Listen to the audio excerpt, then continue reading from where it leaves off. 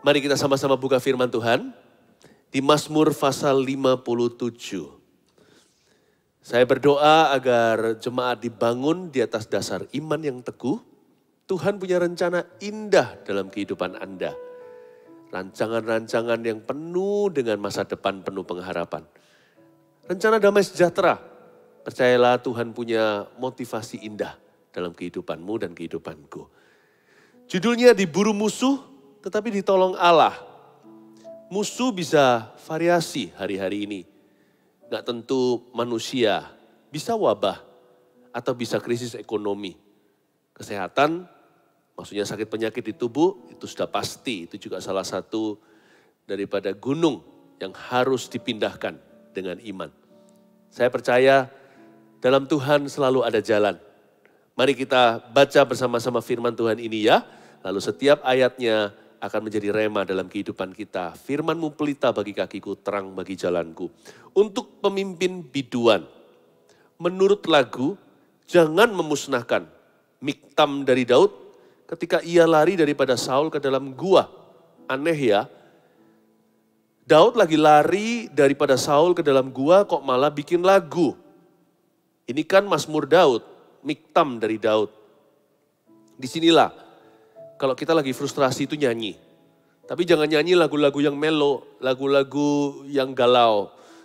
Pastikan pujian yang keluar dari mulut kita, karena pujian itu membangun manusia roh. Untuk pemimpin biduan, kuasai lagu. Saya nggak berbicara tentang kemampuan musikal. Maksud saya, kuasailah lagu di dalam jiwamu. Tuhan itu memberikan kepada kita setiap hari lagu yang baru. Bukan berarti kita pencipta atau penggubah lagu. Selalu ada satu lagu tertentu tiap hari yang will carry us through the day. Yang akan bisa menggendong kita sepanjang hari itu. Dia memberikan, ketika aku takut, dia memberiku lagu-lagu kelepasan. Whenever I'm afraid, God creates a new song in me. Nah, untuk pemimpin biduan, menurut lagu jangan memusnahkan. Daud punya satu iman yang sederhana waktu menghadapi masalah. Dan dia mengalami sebuah tantangan yang cukup bahaya. Bukan cukup bahaya, sangat bahaya. Karena ini bersangkutan dengan nyawa. Bukan wabah, bukan penyakit, bukan krisis ekonomi, sandang pangan papan. Tapi ada seseorang dan dia itu daulat di negara. Namanya Raja Saul yang memburu dia seperti animal, seperti hewan yang diburu. Kemana-mana seluruh tentara Saul beribu-ribu dan seluruh rakyat juga ada sayembara. Siapa yang bisa menemukan Daud dapat rewardnya. Daud mau dibunuh. Mau dibunuh secara sengaja. Ditargetkan kepalanya. Jadi ini adalah sebuah bahaya yang sangat serius sekali. Tapi Daud memelihara sebuah iman yang sederhana. Dia menguasai jiwanya dengan lagu percaya. Dan lagu miktam-miktamnya diberikan tema jangan memusnahkan. Dia seperti anak-anak imannya. Dia percaya bahwa kalau Tuhan Yesus ada di perahunya tidak akan tenggelam. Jikalau Yesus ada di dalam dirinya, dia bisa near death. Dia bisa mendekati kematian, hampir mati, nyaris nyawa. Dia juga pasti bisa deg-degan tentunya, dia pasti tegang bukan main karena dia hanya manusia. Tapi dia yakin seyakin-yakinnya tidak bisa ditawar lagi, no negosiasi. Bahwa kalau Tuhan tidak menghendaki dia mati, tidak ada orang bisa cabut nyawanya. Kalau Tuhan tidak mengizinkan dia bangkrut, dia tidak mungkin jatuh dan tergeletak di tanah. Kira-kira begitulah. Saya jadi ingat pada waktu Tuhan Yesus naik ke perahu, lalu tertidur, lalu perahu itu hampir tenggelam, diombang-ambingkan. Lalu murid-muridnya ketakutan, salah satu bangunkan, "Guru, engkau tidak pedulikah kami ini mau tenggelam semua?" Yesus berkata, "Kamu yang kurang percaya." Ditegur langsung. Setelah tentunya menegur dulu badai taufan, lalu redalah lautan. Tuhan berikan sebuah masukan sama mereka, "Kenapa kamu takut? Kenapa kamu gak percaya? Aku kan bersama dengan kamu di perahu ini, masa anak Allah ikut tenggelam?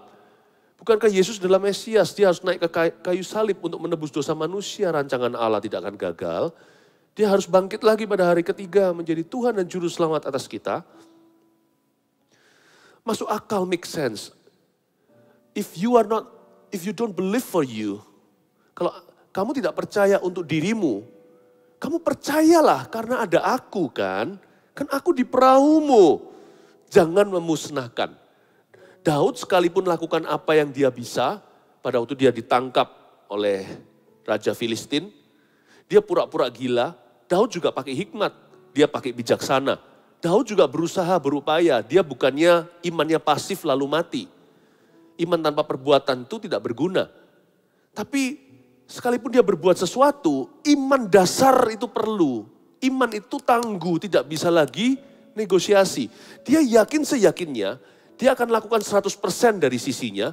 Tapi selebih dari itu, semua itu dalam kehendak Allah. Dan dia tahu kalau Tuhan ada di dalam tubuhnya, di dalam dirinya, dalam hidupnya, janjinya belum digenapi. Apapun terjadi, dia tidak akan musnah. Have the most primitive faith. Jadikan itu fondasi. Miktam hatimu harus sesuai lagu Daud ini. Jangan memusnahkan. Kalau Tuhan tidak izinkan, nothing will happen to you. Tidak akan ada sesuatu terjadi padamu. Jangan selalu curiga kepada yang Maha Kuasa. Tapi kalau memang Tuhan izinkan, kita mau lari kemanapun, kemanakah aku dapat pergi menjauhi rohmu Tuhan. Ke kiri, ke kanan, Tuhan akan tangkap kita basah-basah. Nggak mungkin kita bisa lari dari hadiratnya. Mari kita belajar untuk percaya. Percaya, bukan pasif. Tapi dalam keaktifan kita berupaya, tetaplah percaya. Dan dikatakan di sini, dia lari daripada Saul ke dalam gua. Hari-hari ini, kita harus penuhkan our cave season. Atau musim gua kita. Ya, Daud sekalipun ada Tuhan atau Tuhan di pihaknya siapa lawannya, tapi Tuhan tetap izinkan dia hinggap dari satu gua ke gua yang lain, dia bersembunyi. Tuhan izinkan satu masa di mana dia itu perlu lari, berdiam diri. Bahkan dia sembunyi ke gua-gua itu. Justru di masa-masa seperti itulah ada hikmat Tuhan tersendiri, ada berkat terselubung dan tersembunyi. Di masa-masa itulah kita hari ini gara-gara Daud di gua-gua itulah kita punya banyak mazmur-mazmur yang kita bisa nikmati. Termasuk yang dibuat di NGD. Pasti ada hikmatnya. Mengapa Tuhan izinkan a certain season, we are to be in, kenapa Tuhan izinkan kita berada di dalam musim-musim tertentu dalam kehidupan. Pasti kita akan berbuah karena orang benar akan berbuah pada musimnya. Musim beda, buahnya beda pula, tapi yang penting berbuah. Daud lari daripada Saul ke dalam gua. Nah, penuhkan hari ini masa-masa guamu. Lengkapi, genapi, jangan lari. Kalau hari-hari ini kita diizinkan Tuhan untuk bersembunyi di rumah-rumah, berada di rumah sendiri-sendiri, katakan kita nggak berbuat banyak, nggak berbuat apa, itu mungkin Tuhan mau menciptakan satu ruang untuk Anda bisa kreatif, untuk Anda bisa tenang, saya dan Anda untuk bisa lebih mencari wajahnya. Pastikan ya, musim gua ini kita berbuah. Jadi tetaplah tata dirimu. Kalau ibadah ya ibadah, sekalipun kita online, kita tetap ibadah ikut selayaknya ibadah yang kita pilih biasanya. Pukul 7 katakan, kita duduk 1-2 jam, lalu nanti pukul 10 biasanya yang pukul 10 ibadah aslinya tetaplah ibadah pukul 10 ketika online dan sebagainya. Jam 1, jam 4 dan seterusnya. Jangan sampai kita itu lengah mencari Tuhan. Pada waktu semua kita dibawa masuk tanpa kita duga ke dalam lembah corona seluruh dunia. Banyak orang yang mencari Tuhan. Memang ada juga orang yang meninggalkan Tuhan. Tapi juga lebih banyak lagi orang mencari Tuhan. Tapi setelah kita sekian lama di dalam lembah, jangan jadi biasa. Sekarang mulai masuk berbagai macam hiburan-hiburan, ada game-game online juga. Jadi yang online bukan hanya kebaktian atau gereja, juga ada banyak entertainment, hiburan, televisi, film-film terbaru, film-film lama yang selama ini belum pernah kita nikmati dan sebagainya. Bolehlah, tapi pastikan itu semua tambahan. Jangan sampai jadi distraction masa-masa guamu. Jangan sampai menjadi pengganggu. Yesus pada waktu disalib, disodorkan pada sebuah tongkat panjang untuk diminum. Itu minuman asam, bercampur dengan semacam painkiller. Itu adalah untuk reduce pain atau untuk mengurangi rasa sakit. Yesus mencicipi sedikit, ya kan? Dia mencicipi anggur asam itu lalu dia nggak mau langsung. Karena dia harus menggenapi masa-masa Kalvari. Dia harus merasakan sakitnya penuh untuk umat manusia. Jadi nggak boleh main curang itu. Hiburan boleh ada, tapi jangan sampai ambil alih masa-masa gua di hidupmu. Saat teduh, jadikan panjang. Baca firman. Cari Tuhan sungguh-sungguh. Momen dengan keluarga, jadi jangan semuanya menunduk ke bawah pada gadgetnya melulu. Dan kalau ibadah, ya ibadah. Kalau ada waktunya kita ada kebaktian, bukan kebaktian, tapi ada semacam doa bersama online atau ibadah pas weekend atau akhir pekannya. Lakukan semuanya, masa gua itu harus penuh. Sama seperti tabung di tangan pahlawan itu harus penuh dengan anak panah. Penuhkan musimmu, genapi. Daud tidak pernah lengah. Semua gua dia cicipi. Dan dia sangat-sangat hafal dengan En-Gedi. Bahkan banyak mazmur keluar dari gua-gua itu. Ya, saya kasih pesan-pesan yang sangat aplikatif buat Anda dan saya. Boleh ada aktivitas yang fun dan harus. But never to settle for killing time. Jangan pernah kita itu berakhir hanya membunuh waktu. Tapi pakailah, gunakan waktu. Tentunya ada waktu yang lebih panjang yang kita bisa pakai untuk having fun. Bersyukurlah untuk masa-masa seperti ini. Ya, pakai waktu untuk olahraga, banyak komunikasi. Ya, dan kalau memang ada hiburan, sebisa mungkin, semaksimal mungkin lakukan sesuatu yang dilakukan bersama dengan keluarga. Yang tidak membuat kita jadi orang yang tiba-tiba masuk ke planet lain, ke alam berbeda sendirian seperti orang yang tidak peduli dengan sekeliling dan kiri kanan. Minimalkan hal-hal yang demikian. Musim guamu berbuahlah. Kasihanilah aku ya Allah, ayat 2. Kasihanilah aku, sebab kepadamulah jiwaku berlindung.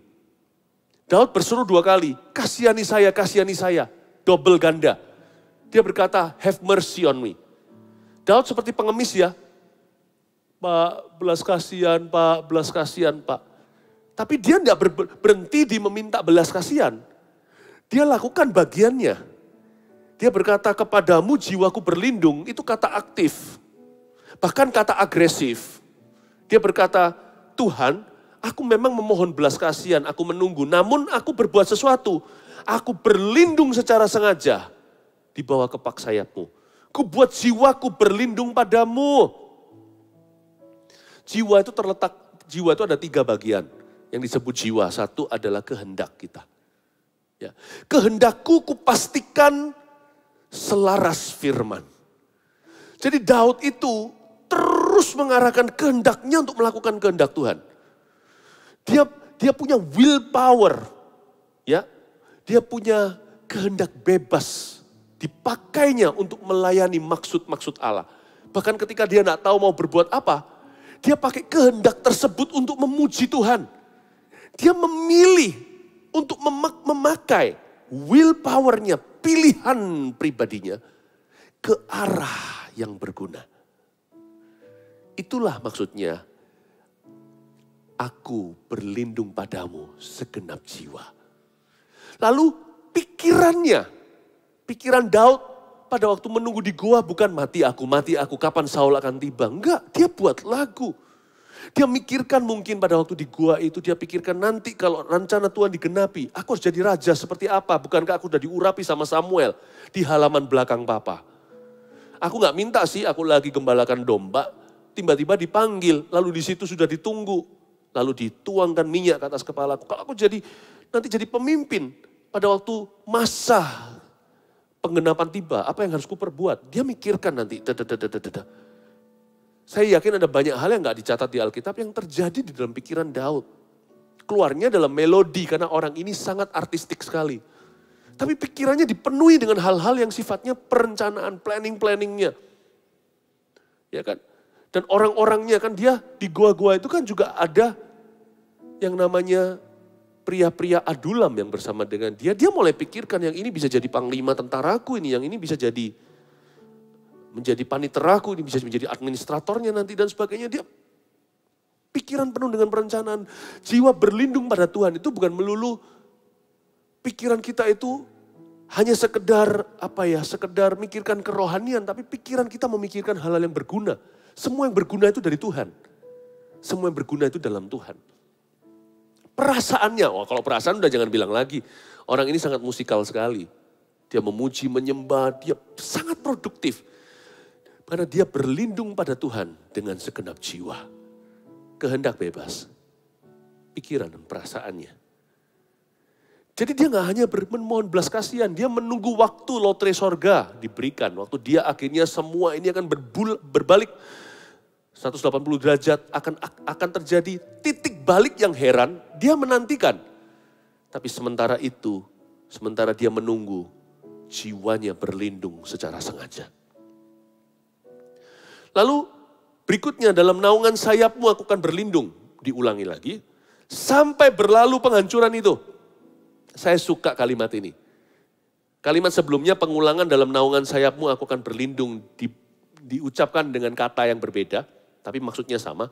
Sampai berlalu penghancuran itu. Aku akan bernaung di sayapmu sampai berlalu penghancuran itu. Jangan musnahkan, ingat miktam. Lalu di sini dikatakan sampai berlalu penghancuran itu. Jadi Daud sekali lagi menunjukkan sebuah childlike faith. Suatu iman yang bisa kita teladani. Sebuah iman yang sederhana sekali. Satu, dia percaya dia gak akan musnah kalau Tuhan ada di hidupnya. Tuhan belum selesai kok sama dia.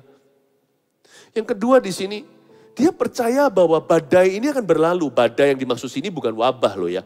Yang Daud alami itu adalah diburu musuh yang nyata untuk dicabut agar supaya mereka bisa mencabut nyawanya. Dan yang memusuhi dia ini orang the most powerful man in the land. Dan Daud gak punya apa-apa. Jadi bahayanya dia itu pasti. Tapi Daud bisa punya keyakinan penuh tuh. Kalau dia pasti bahwa semua pencobaan ini akan lewat. All will end well. Itulah kira-kira bahasa Inggrisnya. Semua ini akan berakhir dengan baik. Semua ini akan berakhir dengan indah. Kok bisa ya dia naif sekali dia. Polos banget orang ini. Sampai berlalu penghancuran itu bukan bicara tentang kuburannya sampai mati aku. Bukan, dia berkata aku tidak akan mati, aku kan hidup dan berjalan di negeri orang hidup. Dan menceritakan kepada generasi berikutnya bahwa Tuhan adalah gunung batuku. Naif sekali. Tapi Tuhan suka iman yang begini nih. Loh bukan berarti dia gak melakukan apa-apa loh ya. Precautionnya dia ada, dia lari dari satu gua ke satu gua. Dia bangun persembunyiannya, dia lakukan bagiannya. Tapi di dalam hati Daud itu kanak-kanak. All will end well. This too will end well. Ini pun akan berlalu dan akan berakhir dengan baik. Makanya Daud itu gak pernah stres. Sorry, dia stres pernah. Gak pernah depresi. Orang gak bisa hidup tanpa stres. Pasti ada stres yang baik. Itu membuat dia jadi cari Tuhan, mengapi-apikan diri karena dia mau dirajam pada waktu di Siklak. Pasti itu stres sekali. Tapi dia gak pernah depresi. Karena stres gak pernah kalahkan dia. Stres selalu jadi sparring partnernya. Stres itu menjadi lawan tinjunya yang gak bisa merobohkan dia tapi membuat dia semakin kuat. Karena kalau kita sparring dengan seseorang di gym, itu kan bukan supaya kita patah tulang. Tapi supaya kita imbang. Supaya kita semakin mahir, semakin tegar, semakin kokoh. Stres itu sparringnya. Tapi dia tidak pernah mengalahkan, karena itu tidak pernah jadi depresi. Karena dia punya hati yang cukup kekanak-kanaan. Kekanak-kanaan ini baik, bukan orang yang immature. Tapi orang yang punya iman yang total dengan Tuhan. This too will end well for me. Ini pun akan berakhir dengan baik dalam kehidupanku. Oh luar biasa, orang ini tidak punya negative thinking sama Tuhan, sama masa depan. Orang ini punya punya iman. Kadang-kadang disebut dengan iman ya, hari-hari ini itu kalau kita nggak hati-hati, not iman at all. Iman itu harus bunyinya begini, I know this will end well for me. Dan saya tahu ini pun akan berlalu. Begitulah. Kalau kita punya iman kayak gitu ya, di hati nyantai. Di luar kita bisa lari-lari. Daud kan dikejar-kejar, tapi di dalamnya nyantai dia. Jangan sampai di luar udah lari, di dalam lari sekalian. Ya kan? Atau di dalamnya lari, lalu di luarnya sudah gak berbuat apa-apa, udah menyerah. Jangan, kita boleh berupaya. Dalamnya harus rileks. Luarnya bisa ngelembur, dalamnya sabat. Dalamnya libur. Daud tuh gitu. Aku berseru kepada Allah yang Maha Tinggi, ayat 3, kepada Allah yang menyelesaikannya bagiku. Lalu dia sekarang tunjukkan di mana letak percayanya. Dia berkata, aku itu bukan percaya diri. Daud tidak pernah bermain-main dengan self-confidence. Dia selalu berpusat pada confidence in God. Keyakinan dan titik aman atau rasa amannya adalah pada Tuhan, bukan pada dirinya sendiri. Dia berkata, Allahku akan menyelesaikannya bagiku. Dia tidak berkata, aku bisa. Ini yang dunia lakukan kan, positive thinking. Yes I can, yes I can, yes I can. Kalau memang Anda perlu berkata I can, lakukan seperti yang Paulus sarankan. Yes I can, do all things through Christ. Who gives me strength. Kita bukan sumbernya, aku dapat melakukan segala perkara. Kalau Anda memang harus berkata I can atau aku bisa, lakukan ini. Aku bisa melakukan segala perkara di dalam Dia yang memberiku kekuatan dan kemenangan. Dia berkata, Allahku akan menyelesaikannya bagiku. I have a responsible God. Papaku itu ayah yang tanggung jawab.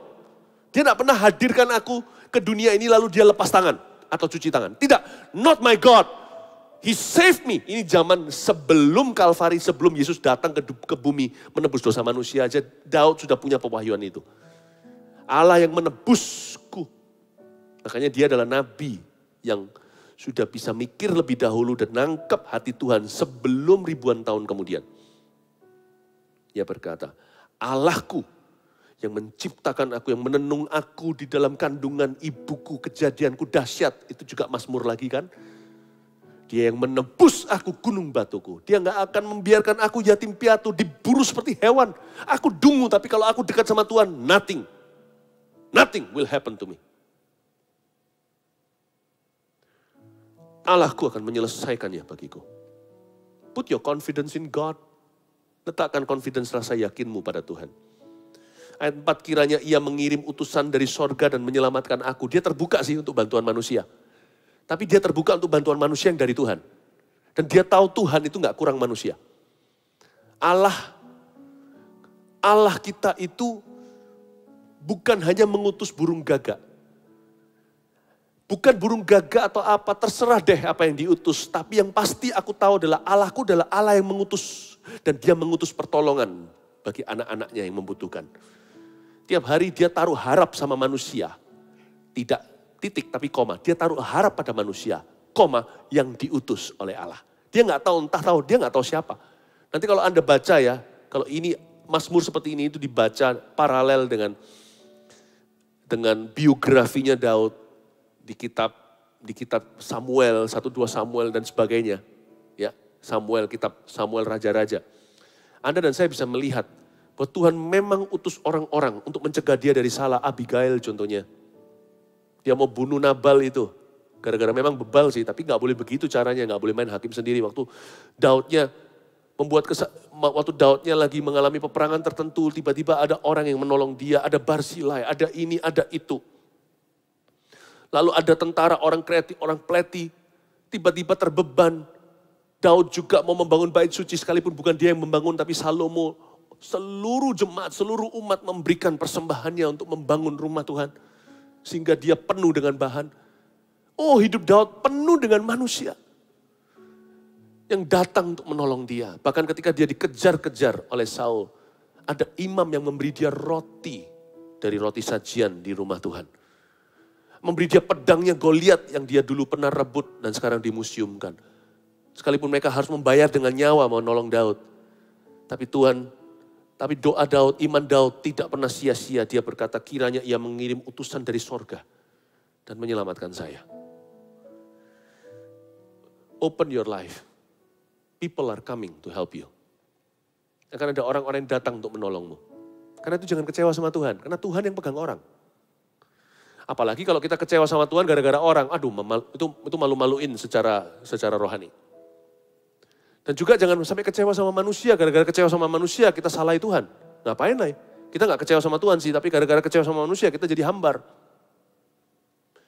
Karena nanti dalam hidupmu, buka buku, Tuhan akan segera kirim utusan-utusan baru dalam kehidupan Anda. Tapi jangan tentukan dulu yang mana. Biarkan sedikit banyak jadi kejutan buat hidupmu.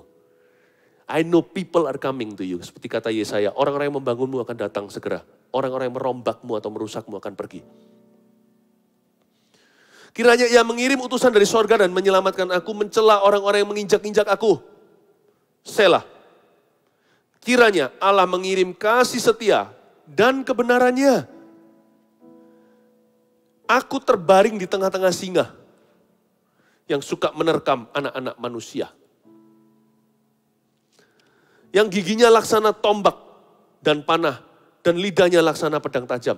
Orang beriman itu bukan berarti orang itu living in denial atau hidup di dalam penyangkalan. Orang beriman itu sangat menyadari bahaya. Bukan hanya menyadari, mereka merasakan bahaya itu di sebelah kiri kanan mereka. Penjelasan Daud sangat nyata. Aku berbaring di tengah singa. Coba bayangkan takutnya seperti apa waktu Daud harus mengambil tombaknya Saul untuk membuktikan bahwa dia tidak berniat buruk dalam kehidupan sang raja. Itu dibuat Tuhan tidur pulas tuh, singa-singa. Orang-orang yang bersama dengan Saul, Raja Saul itu ribuan orang, dia harus menjinjit seperti ini pelan-pelan. Dia nggak tahu sih bahwa Tuhan membuat mereka pulas. Yang dia tahu adalah orang-orang ini bisa dengan mudah terjaga, karena apalagi mereka tentara. Tentara udah biasa, teng-teng-teng jam 3 bangun baru tidur 1 jam. Udah langsung harus push up. Ada drillnya.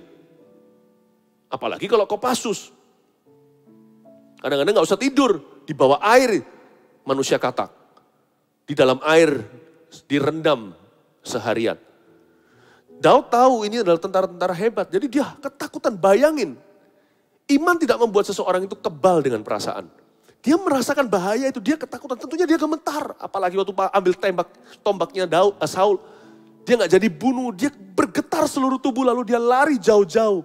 Saking takutnya istilahnya, dia naik ke atas tebing, berseru dari sana, Abner kenapa kamu gak bisa jaga tuanmu? Ini pedangnya, ini tombaknya. Dan dia berkata, Raja Saul, Raja Baginda, kenapa engkau mau membunuh aku? Semua kata-kata ini giginya laksana tombak dan panah, lidahnya laksana pedang tajam. Dia rasakan. Faith has got nothing to do. Iman tidak ada hubungannya dengan siapa bilang iman itu kalau ada di hati langsung absen ketakutan. Iman itu justru diperlukan karena hati kita takut. Karena ada takut, karena kita kenal takut, karena kita tahu khawatir, karena kita bisa cemas. Dan iman itu perlu. Nah kenapa gara-gara cemas iman dilepas? Kenapa gara-gara takut? Gara-gara takut kita lari dari percaya. Gara-gara kita itu khawatir, maka kita lebih baik tidak beriman kepada Allah yang memelihara. Dari sini kita tahu bahwa damai itu bukan absennya gelisah. Justru hati yang gelisah itulah yang butuh damai. Dan damai diberikan melampaui akal budi. Supaya kita yang bisa merasa gelisah, perasaan gelisah. Namun kita tidak hidup sesuai, seturut, selaras dengan gelisah kita. Damai yang menuntun dan memelihara hati pikiran kita di dalam Kristus Tuhan. Kata Paulus di Filipi. Supaya kita tidak hidup menuruti ketakutan kita. Tapi kita hidup menuruti percaya kita, maka iman kita akan mengalahkan ketakutan itu. Iman tidak membunuh ketakutan itu, iman akan mendikte perasaan takut kita. Justru untuk membuktikan ujungnya bahwa Tuhan yang berkuasa, ketakutan kita tidak terjadi. Kalau Anda hari ini berkata, Tuhan, aku susah beriman. Aku sedang putus asa. Ganti bahasanya. Tuhan, aku perlu beriman karena aku putus asa. Izinkan iman masuk. Anjing hitam, anjing putih yang kau beri makan akan jadi lebih kuat. Dan akan menguasai satunya. Di dalam diri kita ada roh, tapi juga ada tubuh kita yang sudah jatuh dalam dosa.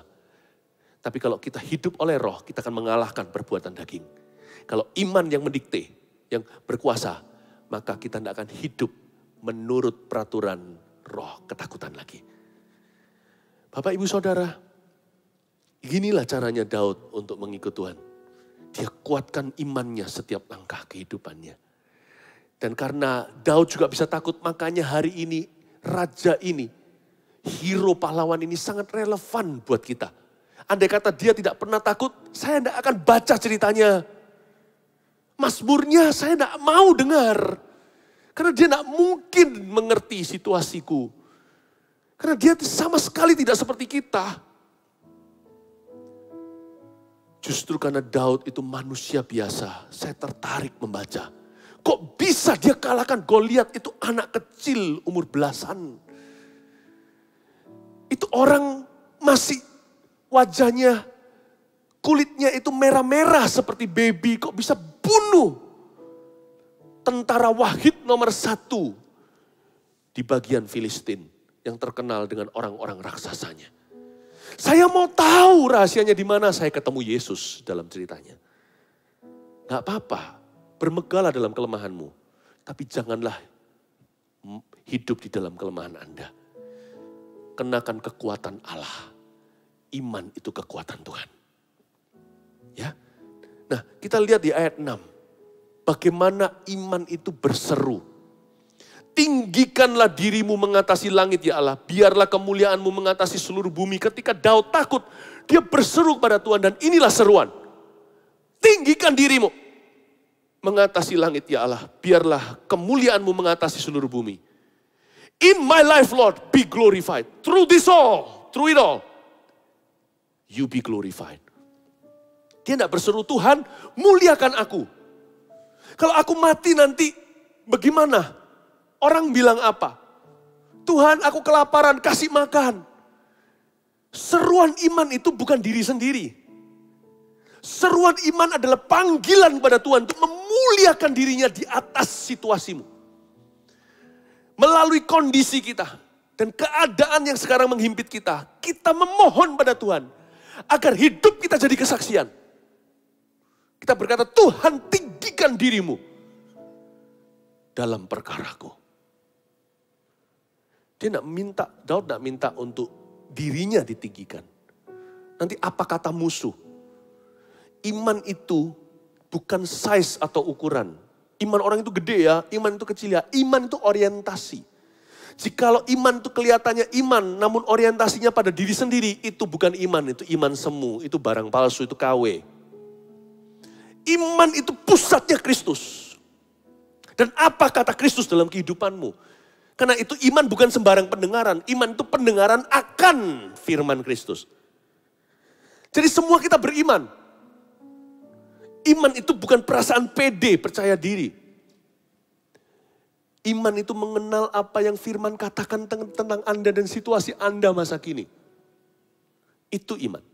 Dan Daud tahu bagaimana beriman. Dia enggak terlalu pusing apakah imanku cukup atau enggak untuk sebuah miracle atau mujizat. Apakah imanku ini size-nya besar, XL, L atau small, biji sesawi. Dia enggak peduli. Dia berkata waktu mengalami sesuatu, dia berbicara begini sama Tuhannya. Tinggikan dirimu. My desire is that you will be glorified through what I am experiencing today. Through my experiences, in my experiences, melalui pengalaman saya di dalam apa yang saya sedang hadapi hari ini. Biarkan engkau dimuliakan. Tapi hati-hati, bukan begini. Tuhan, kalau sampai aku ditolong, Tuhan yang bangga lo ya, itu lain lo ya, itu selfishness, itu tetap self-centered. Kalau Tuhan menolong aku nanti, aku akan melayani Tuhan. Jangan kasih janji-janji palsu, Tuhan tidak perlu bribery atau disuap oleh janji-janjimu. Cukup sebuah kerinduan. Lord, please be glorified in my life.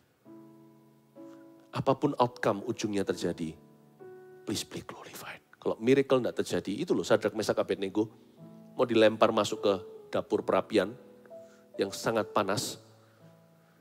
Mereka berkata,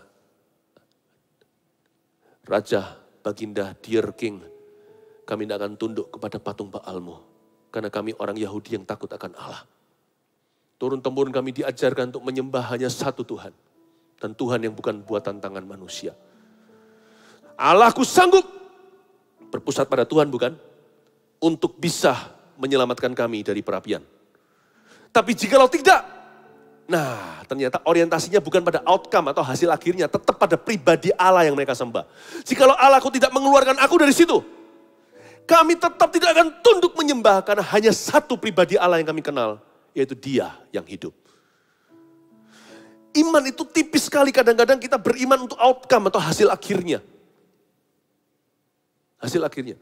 Tapi Sadrak, Mesak, Abednego menunjukkan tanpa syarat mereka percaya. Mereka berkata, jikalau Allahku, jikalau, nggak tentu ya kan. Jikalau Allahku tidak mengeluarkan kami dari api itu yang telah dari api hukuman atau dapur perapian, kami tetap tidak menyembah. Karena orientasi iman kami adalah pribadi.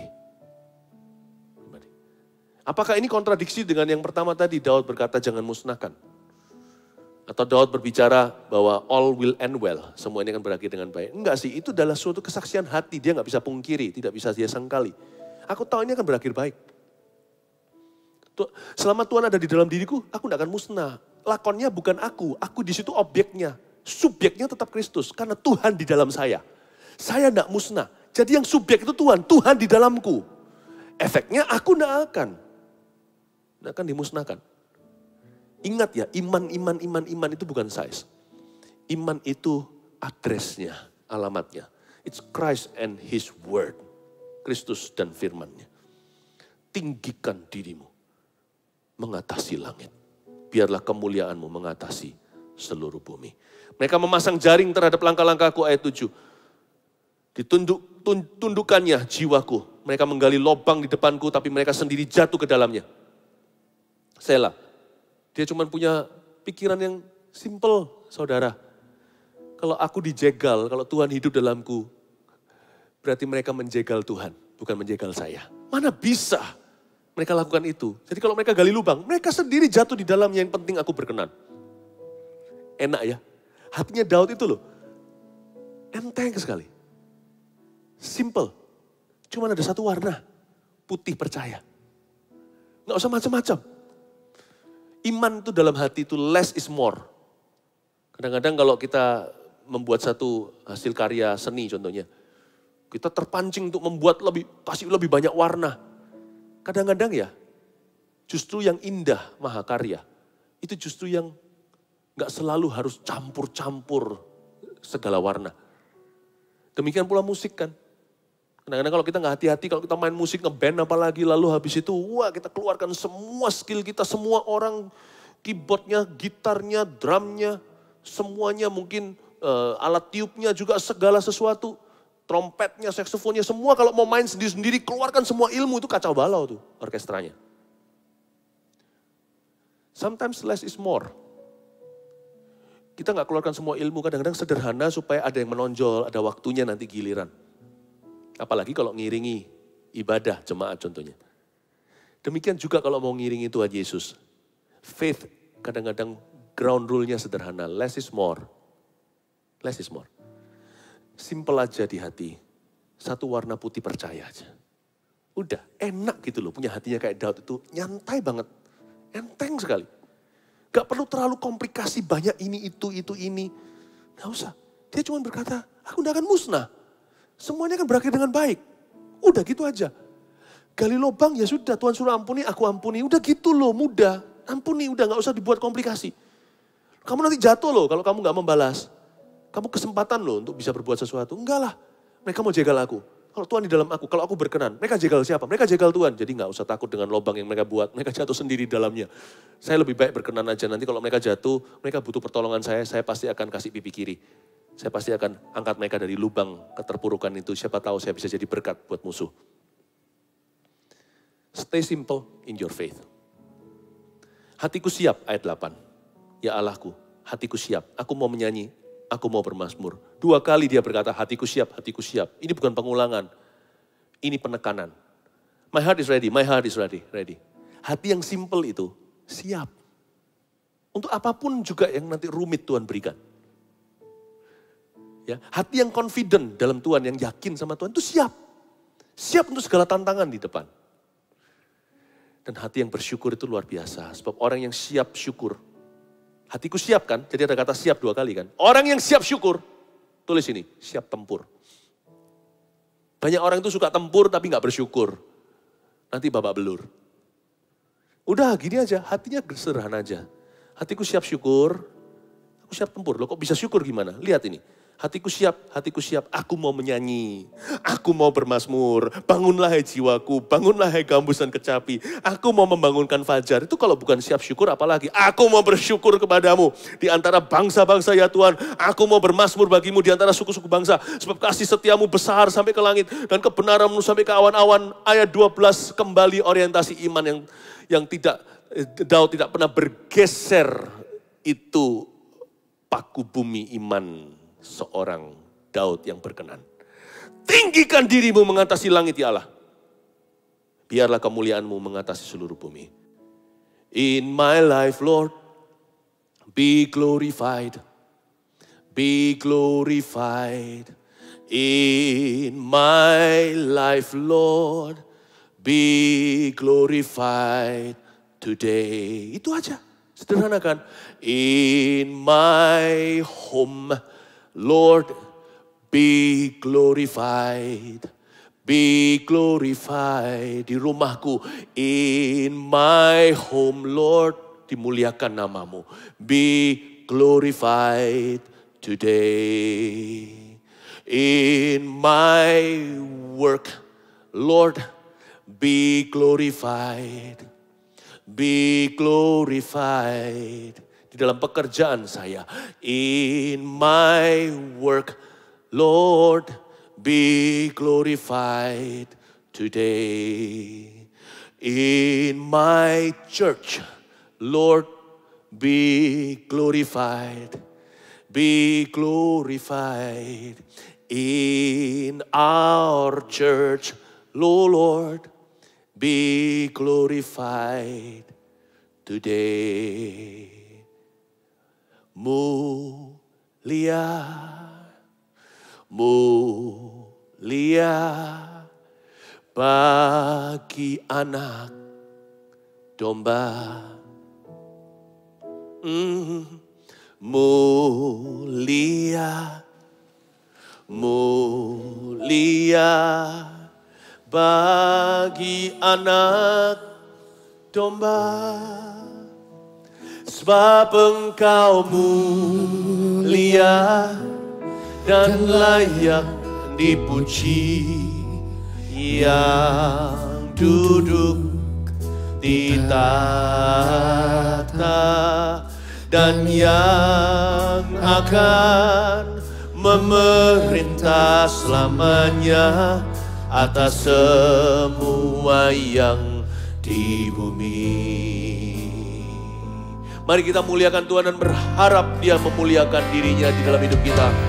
Mulia, mulia bagi anak domba.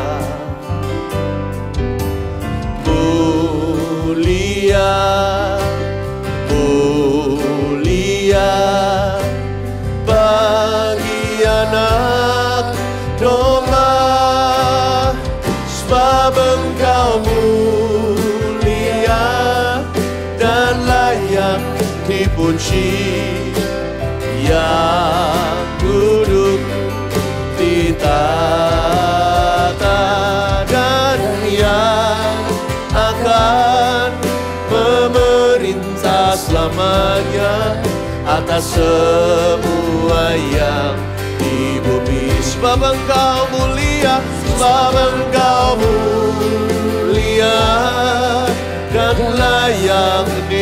dipuji, yang duduk di tahta dan yang akan memerintah selamanya atas semua yang di bumi. Sebab Engkau mulia, sebab Engkau mulia dan layak dipuji, yang duduk di tahta dan yang akan memerintah selamanya atas semua yang di bumi. Musik main dengan pelan-pelan. Tuhan tunjukkan ada dua hal.